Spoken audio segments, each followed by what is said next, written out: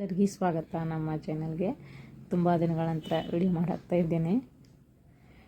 ಇದೊಂದು ಸ್ನ್ಯಾಕ್ಸ್ ನೋಡಿ ಬರೋಣ. ತುಂಬ ಈಸಿಯಾಗಿ ಮಾಡೋದು. ಒಮ್ಮೆ ಮಾಡಿಟ್ಕೊಂಡ್ರೆ ಒಂದು 15-20 ದಿನಗಳವರೆಗೆ ತಿನ್ಬೋದು. 2 ಬಟ್ಲಷ್ಟು ಮೈದಾ ಹಿಟ್ಟನ್ನು ತೊಗೊಂಡು ಅದಕ್ಕೆ ಅಜಿವೈನ ಲಂಚಿನ ಹಾಕಿ ಎಣ್ಣೆಯನ್ನು ಹಾಕಬೇಕು. ಎಲ್ಲ ಕಡೆ ಎಣ್ಣೆ ಕಲೆಯವರೆಗೂ ಕಲಿಸ್ಕೊಳ್ಬೇಕು. ಸ್ವಲ್ಪ ರುಚಿಗೆ ತಕ್ಕಷ್ಟು ಉಪ್ಪನ್ನು ಹಾಕಿ, ಫುಡ್ ಕಲರ್ ಆದರೂ ಹಾಕಿ, ಸ್ವಲ್ಪ ಅರಿಶಿಣವಾದರೂ ಹಾಕಿ ಚೆನ್ನಾಗಿ ಕಲಿಸ್ಕೊಳ್ಳಿ. ಈ ಥರ ಉಂಡೆ ಥರ ಬರಬೇಕು ಕಟ್ಟಿದರೆ. ಇವಾಗ ಸ್ವಲ್ಪ ಸ್ವಲ್ಪ ನೀರನ್ನು ಹಾಕುತ್ತಾ ಚಪಾತಿ ಹಿಟ್ಟಿನ ಹದಕ್ಕೆ ಕಲಿಸ್ಕೊಳ್ಬೇಕು. ನೋಡಿ, ಈ ಥರ ಸ್ಮೂತಾಗಿ ಕಲಿಸ್ಕೊಳ್ಬೇಕು. ಚೆನ್ನಾಗಿ ನಾದಿ ಸಣ್ಣ ಸಣ್ಣ ಉಳ್ಳೆಗಳನ್ನಾಗಿ ಮಾಡಿಕೊಳ್ಬೇಕು. ನಂತರ ಇವನ್ನು ಗೋಲಾಕಾರ ಮಾಡಿ ಸಣ್ಣ ಸಣ್ಣ ಊರಿಗಳತ್ತೆ ಲಟ್ಟಿಸಬೇಕು. 1 ಅಥವಾ 2 ಸ್ಪೂನಷ್ಟು ಮೈದಾ ಹಿಟ್ಟಿಗೆ ಸ್ವಲ್ಪ ತುಪ್ಪ ಆದರೂ ಹಾಕ್ಕೊಳ್ಳಿ. ತುಪ್ಪ ಹಾಕಿದ್ರೆ ತುಂಬ ಟೇಸ್ಟ್ ಬರುತ್ತೆ. 2 ಸ್ಪೂನ್ ಎಣ್ಣೆನ ಹಾಕಿದ್ದೇನೆ. ಈ ಥರ ಚಪಾತಿ ಥರ ಲಟ್ಟಿಸ್ಕೊಳ್ಬೇಕು. ತುಂಬ ತೆಳುವಾಗಿ ಲಟ್ಟಿಸ್ಕೊಳ್ಬೇಕು. ಮೇಲುಗಡೆ ಮಾಡಿಟ್ಟಿರುವ ಮೈದಾ ಎಣ್ಣೆಯ ಇಷ್ಟನ್ನು ಹಾಕ್ಕೊಂಡು ಮತ್ತೊಂದು ಚಪಾತಿನ ಇಟ್ಟು ಇದೇ ಥರ ಒಂದರ ಮೇಲೊಂದು ಇಡಬೇಕು. ಮೇಲ್ಗಡೆ ಸ್ವಲ್ಪ ಮೈದಾ ಹಿಟ್ಟನ್ನು ಉದುರಿಸುತ್ತಾ ಈ ಥರ ತುಪ್ಪದಿಂದ ಮಾಡಿರುವ ಅಥವಾ ಎಣ್ಣೆಯಿಂದ ಮಾಡಿರುವಂಥ ಪೇಸ್ಟನ್ನು ಹಾಕಿ ಹಿಟ್ಟನ್ನು ಉದುರಿಸಿ ಇದೇ ಥರ ನೀವು ಎಷ್ಟಾಗುತ್ತೋ ಅಷ್ಟು ಚಪಾತಿಗಳನ್ನು ಮೇಲ್ಗಡೆ ಇಟ್ಟುತ್ತಾ ಮಾಡ್ಕೊಳ್ಬೋದು.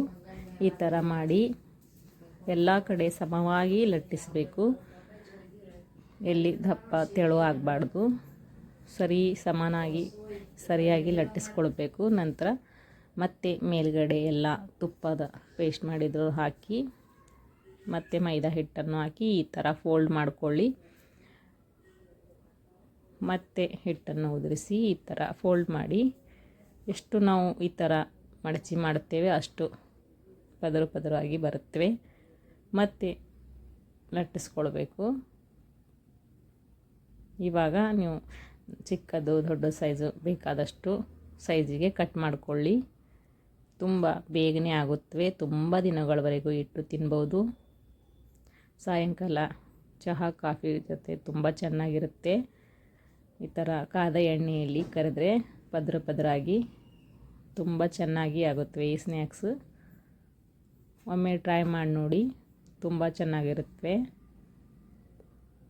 ಈ ವಿಡಿಯೋ ಇಷ್ಟ ಆದರೆ ಲೈಕ್ ಮಾಡಿ, ಇನ್ನೊಬ್ಬರಿಗೂ ಶೇರ್ ಮಾಡಿ. ಇದೇ ಥರ ವಿಡಿಯೋಗಳಿಗಾಗಿ ಸಬ್ಸ್ಕ್ರೈಬ್ ಮಾಡಿ. ಸಬ್ಸ್ಕ್ರೈಬ್ ಮಾಡಿದವರಿಗೆಲ್ಲ ನನ್ನ ಧನ್ಯವಾದಗಳು. ನೋಡಿ, ಈ ಥರ ಆಗುತ್ತವೆ. ತುಂಬ ಟೇಸ್ಟಿ, ತುಂಬ ಚೆನ್ನಾಗಿರುತ್ತೆ. ನೋಡಿ ಎಷ್ಟು ಕ್ರಿಸ್ಪಿಯಾಗಿ ಚೆನ್ನಾಗಾಗಿದೆ. ಇನ್ನೂ ಒಂದು ಸ್ವೀಟ್ ಮಾಡೋದು ಹೇಳ್ತಾ ಇದ್ದೇನೆ. ಇದು ಪೇಡದ ಥರ. ಈ ಥರ ಮಾಡಿಟ್ಕೊಂಡ್ರೆ ಉಪವಾಸಗಳಿಗೆ ಉಪವಾಸ ಇದ್ದಾಗ ತಿನ್ಬೋದು. ಯಾವ ಥರ ಮಾಡೋದಂತ ನೋಡೋಣ. ಇದು ಕೂಡ ಆರೋಗ್ಯಕ್ಕೆ ಒಳ್ಳೆಯದು. ಮಕ್ಕಳಿಗೆ ಕೂಡ ಮಾಡಿಕೊಟ್ರೆ ತುಂಬ ಹೆಲ್ದಿ ಆಗಿರೋದ್ರಿಂದ ಮಕ್ಕಳಿಗೆ ಕೂಡ ಮಾಡಿಕೊಡ್ಬೋದು. ನೋಡೋಣ ಬನ್ನಿ ಹೇಗೆ ಮಾಡೋದು ಅಂಥೇಳಿ. ಮೊದಲಿಗೆ ಎಲ್ಲ ಗ್ಲಾಸ್ಗಳನ್ನು ತೊಗೋಬೇಕು. Plastic glass use and throw ಇರುತ್ತಲ್ಲ, ಅವು ತೊಗೋಬೋದು. ನೀವು ಎಷ್ಟು ಮಾಡ್ತೀರಾ ಅಷ್ಟು ಗ್ಲಾಸ್ ತೊಗೊಳ್ಳಿ. ಈ ಥರ ಇರಬೇಕು. ಇದಕ್ಕೆ ಎಣ್ಣೆ ಆದರೂ ಒರೆಸಿ ಇಲ್ಲ ತುಪ್ಪವಾದರೂ ಒರೆಸ್ಕೊಡ್ಬೇಕು ಬ್ರಷ್ನಿಂದ. ನಂತರ ಬಾದಾಮಿ, ಪಿಸ್ತಾ ಸಣ್ಣ ಸಣ್ಣ ಪೀಸ್ಗಳನ್ನಾಗಿ ಮಾಡಿ ಹಾಕ್ಕೋಬೇಕು. ನಿಮಗೆ ಯಾವ ಡ್ರೈ ಫ್ರೂಟ್ಸ್ ಬೇಕಾದರೂ ಕೂಡ ಹಾಕ್ಕೊಳ್ಬೋದು. ಕಾಜು ಕೂಡ ಹಾಕ್ಕೋಬೋದು. ಈ ಥರ ಎಲ್ಲ ಹಾಕಿದ ನಂತರ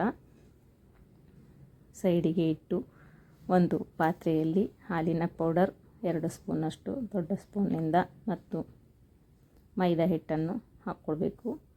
2 ಚೆನ್ನಾಗಿ ಮಿಕ್ಸ್ ಮಾಡಿಕೊಳ್ಬೇಕು.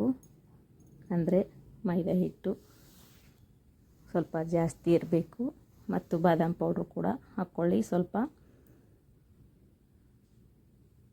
ಒಂದು ಬಾಣಲೆಗೆ ಸಕ್ಕರೆನ ಹಾಕ್ಕೊಳ್ಬೇಕು. ಒಂದು ಅರ್ಧ ಕಪ್ಪಷ್ಟು 2 ಟೇಬಲ್ ಸ್ಪೂನ್ ತುಪ್ಪನ ಹಾಕ್ಕೊಳ್ಬೇಕು. ಈ ತುಪ್ಪ ತುಂಬ ಕಾಸಿರೋದ್ರಿಂದ ಈ ಥರ ಸ್ವಲ್ಪ ಕೆಂಪಗೆ ಆಗಿದೆ. ಸಕ್ಕರೆ ಕರಗೋವರೆಗೂ ಈ ಥರ ಕೈ ಆಡಿಸ್ತಾ ಇರಬೇಕು. ಎಲ್ಲ ಸಕ್ಕರೆ ಮೆಲ್ಟ್ ಆಗ್ತಾ ಇದೆ ನೋಡಿ. ಕರಗಿದ ನಂತರ ಉರಿನ ಸಣ್ಣಗೆ ಮಾಡಿಕೊಳ್ಬೇಕು. ಸಕ್ಕರೆ ಎಲ್ಲ ಕರಗಿದ ನಂತರ ಈ ಥರ ಆಗುತ್ತೆ. ತುಂಬ ದೊಡ್ಡ ಉರಿ ಇಟ್ಟರೆ ಸೀದೋ ವಾಸನೆ ಬರುತ್ತೆ. ಅದಕ್ಕೆ ಇವಾಗ ಗ್ಯಾಸನ್ನು ಬಂದ್ ಮಾಡಿ ಕಂಟಿನ್ಯೂ ಆಗಿ ಈ ಥರ ಕೈ ಆಡಿಸ್ತಾ ಇರಬೇಕು, ಇಲ್ಲಾಂದರೆ ಗಟ್ಟಿಯಾಗುತ್ತೆ. ತುಂಬ ಬಿಸಿ ಇರುವಾಗ ಹಾಕಬಾರ್ದು.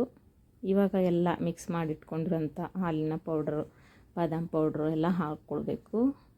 ಇದೆಲ್ಲ ಚೆನ್ನಾಗಿ ಕಲಿಸ್ಕೊಳ್ಳಿ. ದಪ್ಪ ತಳ ಇರೋ ಪಾತ್ರೆ ತೊಗೊಂಡ್ರೆ ಚೆನ್ನಾಗಿರುತ್ತೆ. ಈ ಥರ ಎಲ್ಲ ಕಲಿಸ್ಕೊಳ್ಬೇಕು, ಗಂಟಾಗದ ಹಾಗೆ. ಹಾಲಿನ ಪೌಡ್ರ್ ಇರೋದ್ರಿಂದ, ಸಕ್ಕರೆ ಇರೋದ್ರಿಂದ ಗಂಟಾಗೋದಿಲ್ಲ. ಇವಾಗ ಅಂದರೆ ಗ್ಲಾಸ್ಗಳಿಗೆ ನಾವು ಏನು ಡ್ರೈ ಫ್ರೂಟ್ಸ್ ಹಾಕಿಟ್ಟಿರ್ತೇವೆ ಅದರಲ್ಲಿ ಹಾಕ್ಕೊಳ್ಬೇಕು. ನಿಮಗೆ ಜಾಸ್ತಿ ಬೇಕಾದರೆ ಜಾಸ್ತಿ ಕೂಡ ಹಾಕ್ಕೊಳ್ಬೋದು.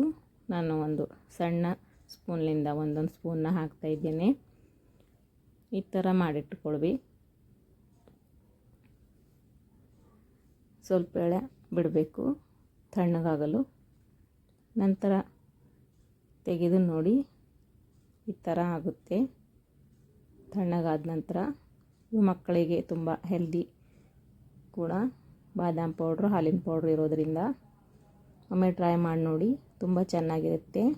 ಇದೇ ಥರ ವೀಡಿಯೋಗಳಿಗಾಗಿ ಸಬ್ಸ್ಕ್ರೈಬ್ ಮಾಡಿ. ಸಬ್ಸ್ಕ್ರೈಬ್ ಮಾಡಿದವರಿಗೆಲ್ಲ ನನ್ನ ಧನ್ಯವಾದಗಳು. ವಿಡಿಯೋ ನೋಡಿದ್ದಕ್ಕೆ ಧನ್ಯವಾದಗಳು.